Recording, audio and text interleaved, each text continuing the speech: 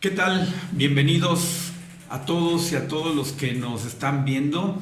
Les doy las gracias a esta serie de pláticas con los maestros que integramos la plantilla de este Instituto de Tecnologías Millennium, ITEM, en el cual pues queremos ser un foro de expresión, queremos ser un foro de oportunidades donde pues simple y sencillamente comunidad nos expresemos y hagamos ver que somos personas interesadas en los temas, en lo que acontece a toda esta nuestra comunidad educativa. Están aquí junto conmigo los licenciados están compartiendo este momento aquí. Quiero presentar, a mi izquierda está el licenciado. Si gustas presentarte, licenciado. Sí, muchas gracias, maestro. Pues muchas gracias por el espacio y la oportunidad. Me llamo Marco Antonio Hermosillo Barrios, soy licenciado en Derecho y me he dedicado más de 20 años a la docencia y pues agradezco mucho el tiempo y el espacio de este podcast y esperemos que sea de su agrado. Muchas gracias. Y a mi derecha, licenciado. Hola, buenos días a todos. Mi nombre es Jair Paredes, soy licenciado en Psicología y en Criminología y agradezco también la oportunidad de compartir este foro con ustedes, esperando que podamos compartir algo también con nuestra audiencia. Pues muchas gracias a ambos y bueno, queremos inaugurar estos podcasts con el siguiente tema que ha sido muy polémico porque toca lo que es el ámbito educativo. Resulta, muchos de ustedes ya lo saben, que en el país, El Salvador, el presidente Bukele hace un cambio en la educación, un cambio en el cual pues para muchos puede ser agresivo y para muchos necesario. Esto es una cuestión de medidas disciplinarias en el sistema educativo de ese país, en el cual parecería que pues lo militariza. Entonces, yo quisiera preguntarles a ambos qué es lo que opinan ustedes de este cambio, de esta forma de instaurar la educación allá en El Salvador. ¿Cuál es su opinión? ¿Cuál es su sentir? ¿Cuál es tu sentir, maestro Marco? Bueno, para poder dar un comentario, primero me vi en la necesidad de investigar el tema. ¿Por qué lo hizo? O sea, ¿fue un capricho, un berrinche? ¿Se le ocurrió de la noche a la mañana? ¿O hay un sentido todavía más profundo del por qué se está haciendo de esta manera? Y resulta que pues sí hay un antecedente.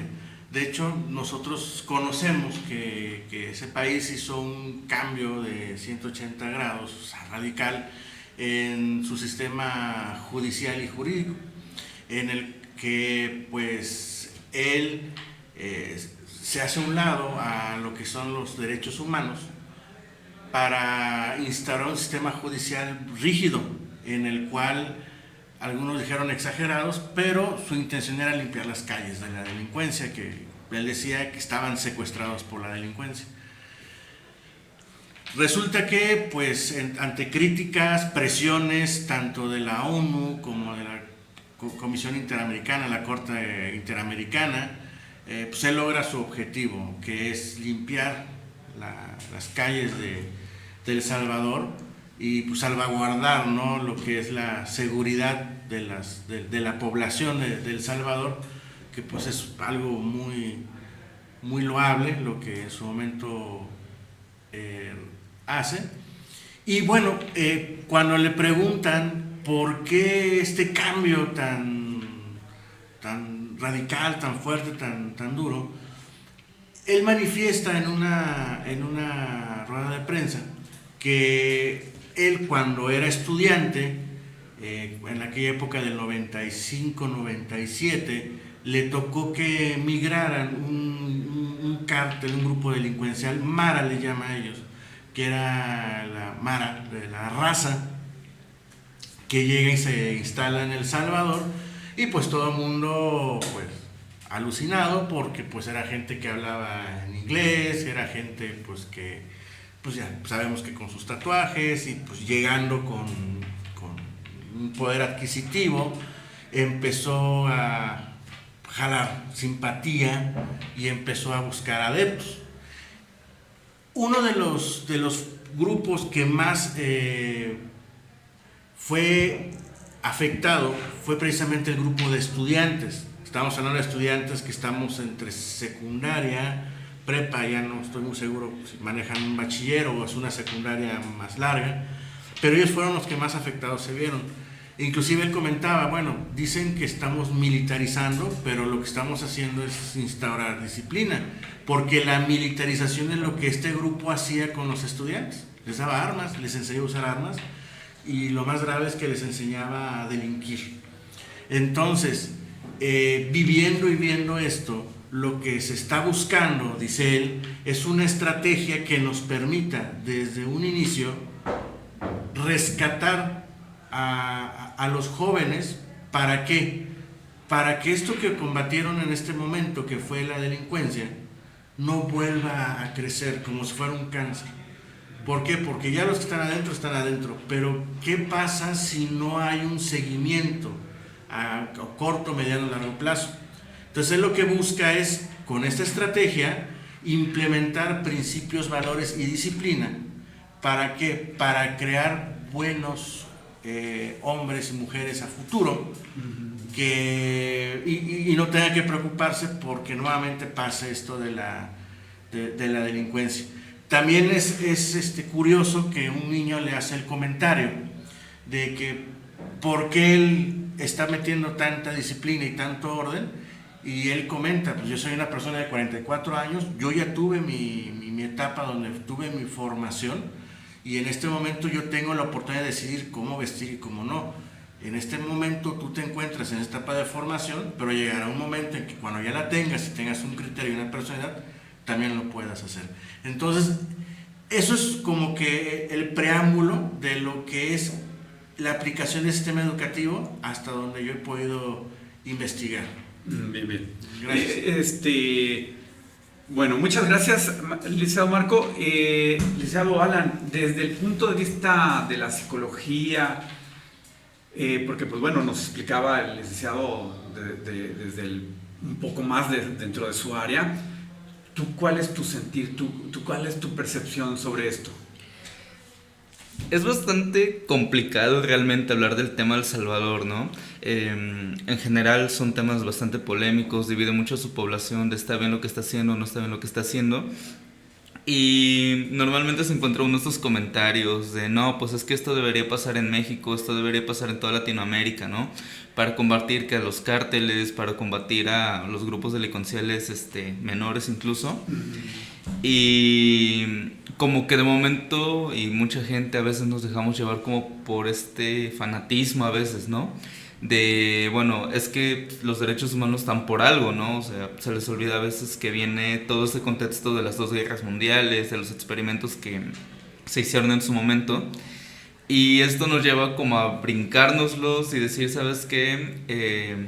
Se repite mucho este discurso, ¿no? Lo que pasaba aquí en México incluso con Felipe Calderón, ¿no? Ellos y nosotros, ¿no? Nosotros somos los que importamos, nosotros somos los que tenemos que ser salvados, nosotros tenemos que vivir en sociedad, en paz, trabajar, etcétera, etcétera. Y ellos son los que no valen, ellos son la escoria de la sociedad, los que tenemos que aislar, los que tenemos que encerrar de por vida, ¿no? En condiciones inhumanas y que no coman y que no duerman, ¿no?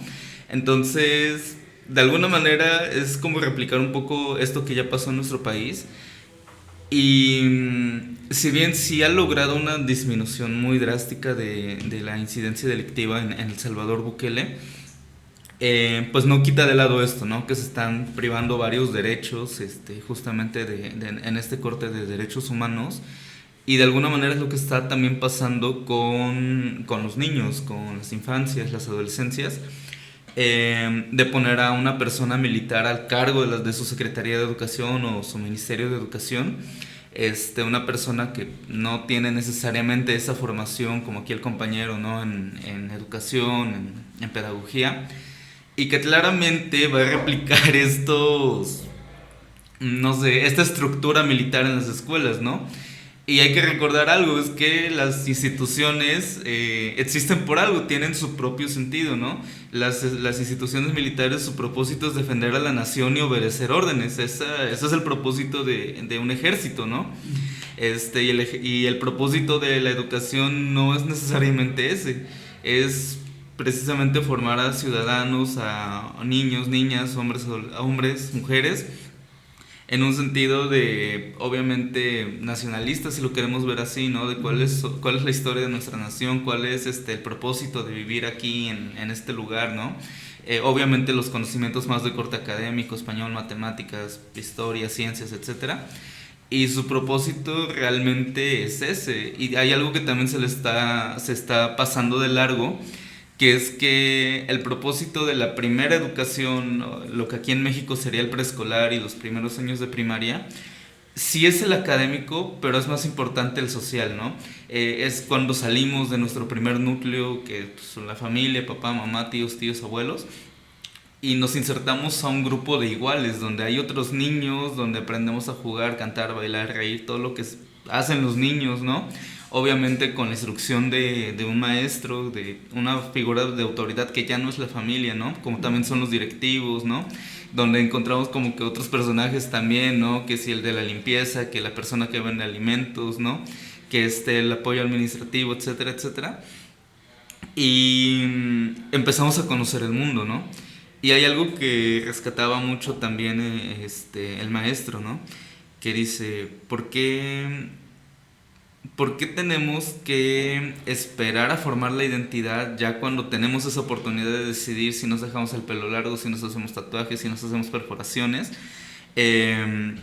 Claro que son decisiones importantes, forman parte de nuestra identidad, de nuestra personalidad, pero se está limitando mucho, ¿no? O sea, ¿por qué tenemos que decidir todo eso cuando ya somos adultos? Cuando el propósito de formar una identidad, de formar una personalidad, pues no es un proceso fijo, realmente es algo que hacemos durante toda la vida, ¿no?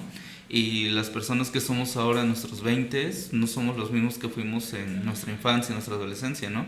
Y tampoco vamos a ser las mismas personas que seremos en nuestros 30s, 40s, 50s, 60s.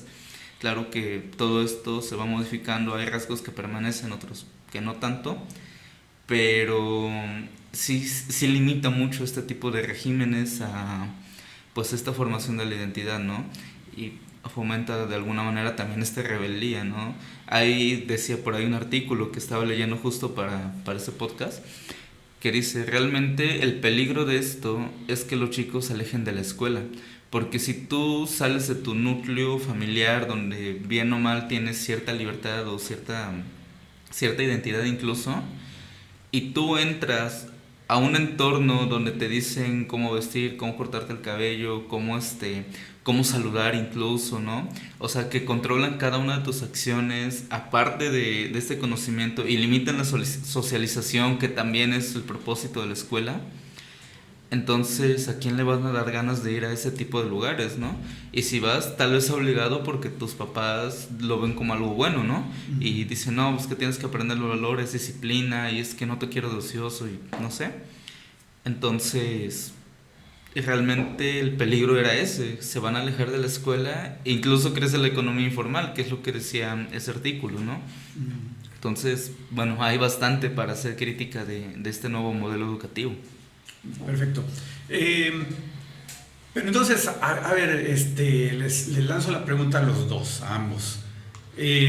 ¿Sí te crees que sea una buena idea lo que hicieron en El Salvador, o incluso sería una buena idea instalarlo aquí en México?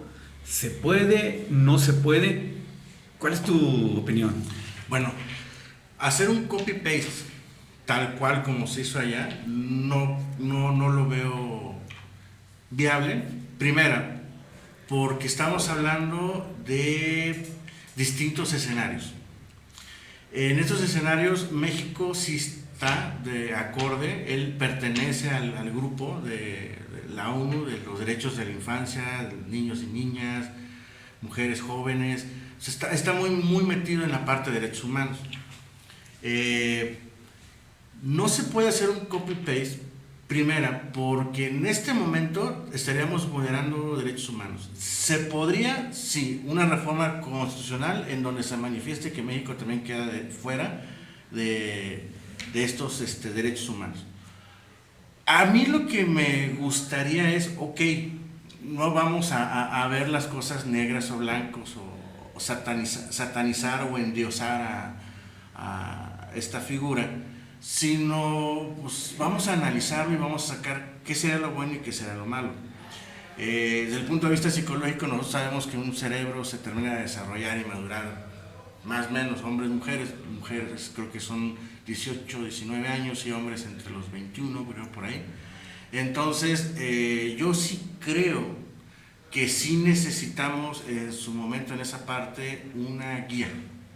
Ojo, guía. ¿Sale? No estamos hablando de que te van a poner como en la época inquisitiva, que te ponían de rodillas sobre unos corcholatas, pero sí en su momento que sí nos lleven una guía. ¿Por qué?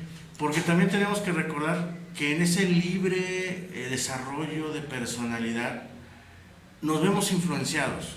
Yo lo he vivido con mis estudiantes donde no saben ni qué onda, pero a veces copian mucho lo que son las modas y tendencias, no en México, sino que vienen de otros lados.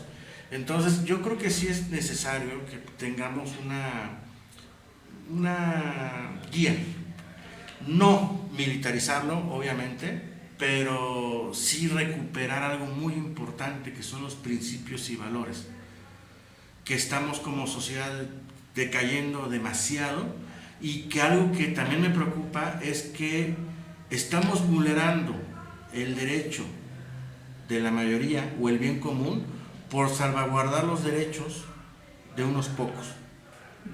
Ahora, si nosotros nos vamos a lo que es la figura jurídica, ok, tenemos que un delincuente es aquella persona que delinque, comete un delito.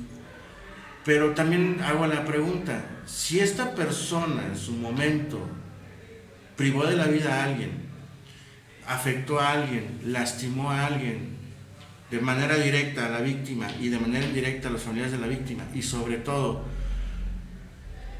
la llegó a matar, yo creo que también aquí cabría hacer la distinción, y no precisamente una distinción como la que comenta el compañero que hacía Calderón, ¿no? Nosotros contra ellos, pero sí en su momento buscar quiénes estamos en un estado mucho más, vuelvo a repetir, vulnerable que los otros. Segunda, sí se me hace muy interesante que realmente, y ahorita le estaba comentando Mario Delgado, que hay una reforma educativa en México, pero de veras, no como la que nos presentaron claro, hace un año o 2 años, que la verdad sí era preocupante. Yo creo que necesitamos estar al día en la vanguardia. México es uno de los países con mucho más futuro, con una juventud, con una población brillante. ¿Cuántos científicos no han emigrado de México porque no han tenido la oportunidad de crecer y se han ido a Estados Unidos, a otros países? Y sí hace falta eso, hace falta velar más por los jóvenes, por los niños, hace falta velar más por su educación, por su formación, para que podamos seguir desarrollándonos como país. Entonces yo les comento, no es que copiemos y peguemos, porque como yo lo mencioné en un principio, sí tiene sus bemoles, pero, y creo que tampoco estamos en esa situación tan alarmante o tan grave como para emprender algo así. Y bueno, eso es lo que quería comentar. Gracias por el espacio. Sí, en esta forma de prácticamente dos extremos, ¿verdad? Mucha disciplina o escasa disciplina. Bueno, ¿cuál es tu forma de pensar, maestro Alan? Bueno, de poder sí se puede. La cosa es que funcione, ¿no? Entonces, sería distinguir, ¿no? Que, como dice el maestro también, qué es lo que nos está sirviendo, qué es lo que hace falta, qué es lo que no sirve, ¿no? Y al menos en el caso de este país, pues es como retrocedemos a la época de los 70s, 60s de nuestros padres, ¿no? Con los relazos en las manos, que te aventaban el borrador a la cara, ¿no? Las humillaciones públicas incluso que cuenta la generación de nuestros padres, o de plano llegamos a este extremo donde ya no hay nada, ¿no? Entonces, algo que también pudiera ser una guía, como venía comentando, pues es este enfoque desde la prevención, ¿no? Eh, ya, ya no solo, bueno, ya agarramos al delincuente, lo torturamos, lo aislamos y hacemos como que no existe, como lo que es en El Salvador, sino no tanto esa postura, ¿no? Sino de, ok, vamos a prevenir que esto suceda desde un inicio, desde las infancias, las adolescencias, desde casa incluso. Y si ya pasó, bueno, vamos a buscar que esto no se vuelva a repetir y que esta persona tenga de verdad una adaptación social y podamos insertarlo nuevamente, ¿no? Y para esto claramente no es trabajo de la escuela solamente, o sea, la escuela sirve para socializar reglas, costumbres, para convenciones sociales que tenemos nosotros como mexicanos, como jalapeños, como veracruzanos, pero esa labor empieza también desde la familia, ¿no? Entonces, si tenemos padres que nunca se involucran, que solo van por las boletas y eso porque los mandan a traer, pues realmente ahí también empieza mucho el cambio, ¿no?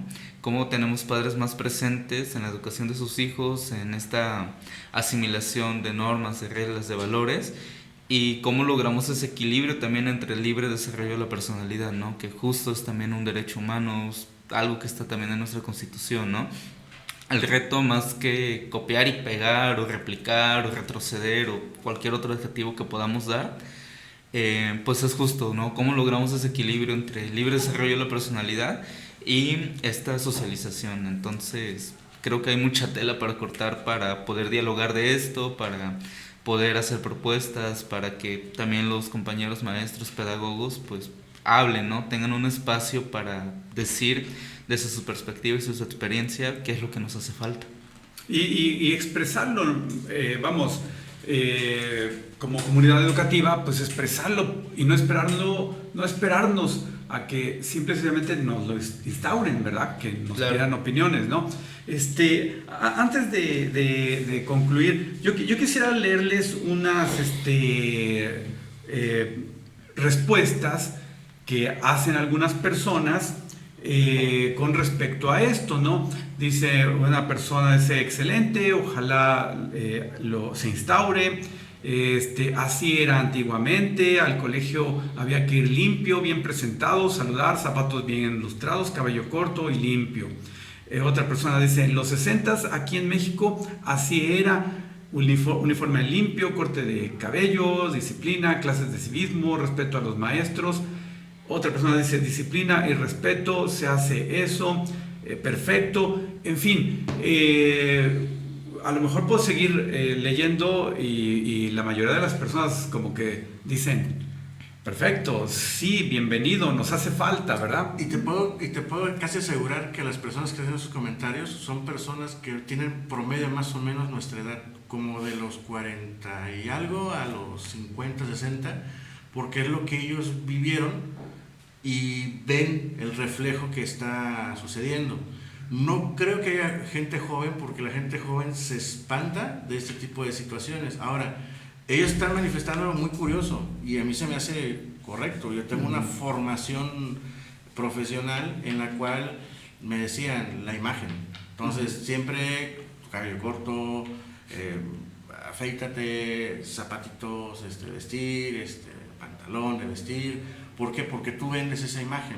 Pero aquí es el desarrollo de cada individuo. O sea, no está mal guiar, pero tampoco está bien que se imponga y que se castigue por no seguirlo, sino más bien buscar la manera de poder encauzar a la niña o niño, porque ya no está correcto decir menor, de acuerdo a uno,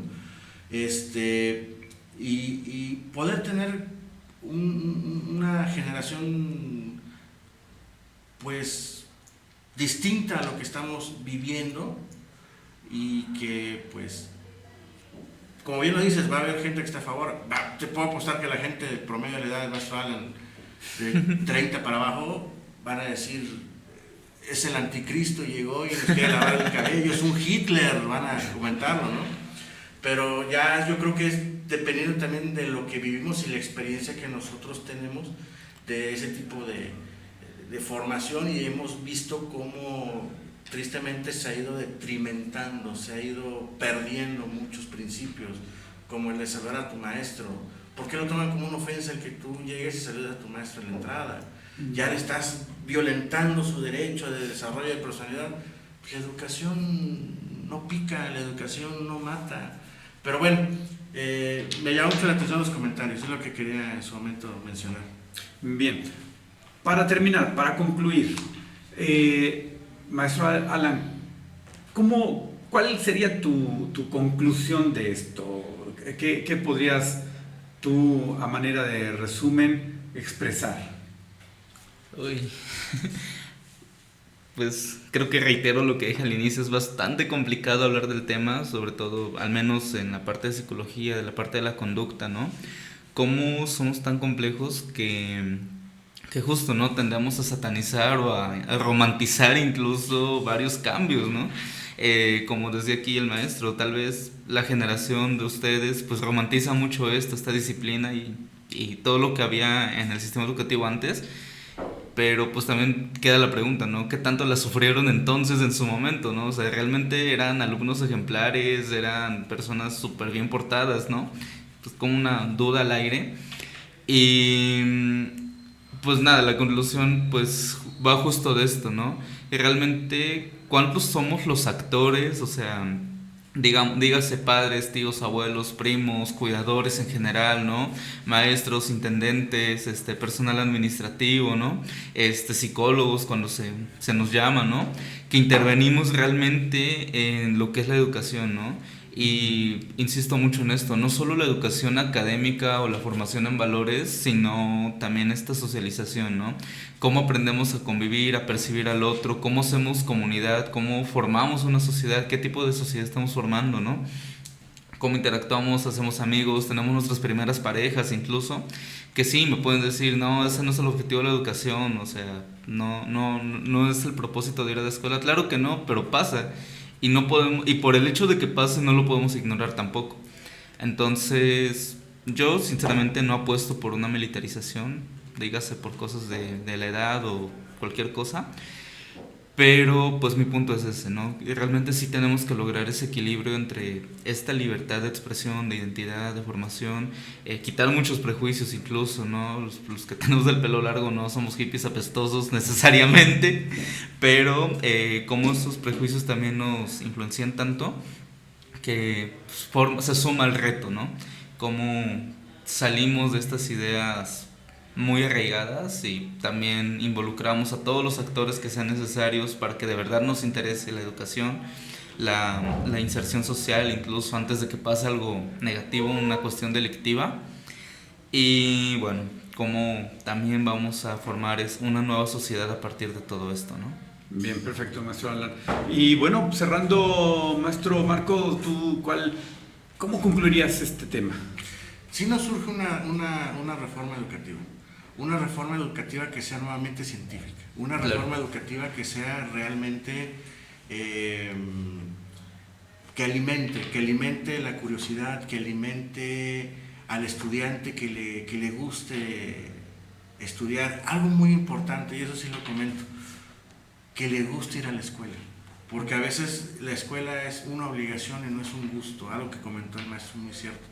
Entonces yo siento que sí nos hace falta una reforma integral, una reforma en la cual nos ayude a estar a la vanguardia, porque no hay apoyo a las áreas de investigación, están muy lastimadas las áreas de investigación. Voy a tocar un tema tabú, pero a mí me duele que en vez de invertir en el desarrollo, en la tecnología, en el ámbito científico, tengamos programas generales que no están bien diseñadas, en el sentido de que son generales, por ejemplo, una persona de 65 años. Creo que hay gente que sí necesita un apoyo y hay gente que no necesita un apoyo. Tenemos el caso, no sé si viste, del senador Ladrón de Guevara. Que ya fue por su pensión. Ya fue por su pensión. Y otros más, te puedo mencionar los Yunes, ¿verdad? Pues gente que tiene 3 plazas y va por ese apoyo. Siento que es un recurso que está mal utilizado. Igual. Y no llega a quien debe llegar.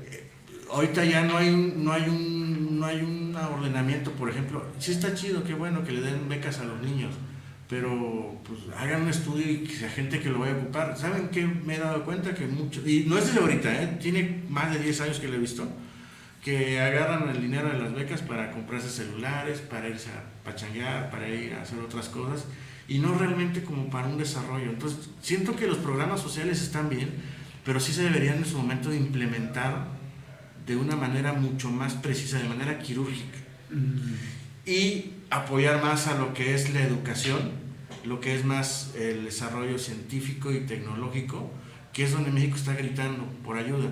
Hay una vacuna contra el COVID que fue desarrollada por una universidad en México, y sin embargo no le dieron difusión.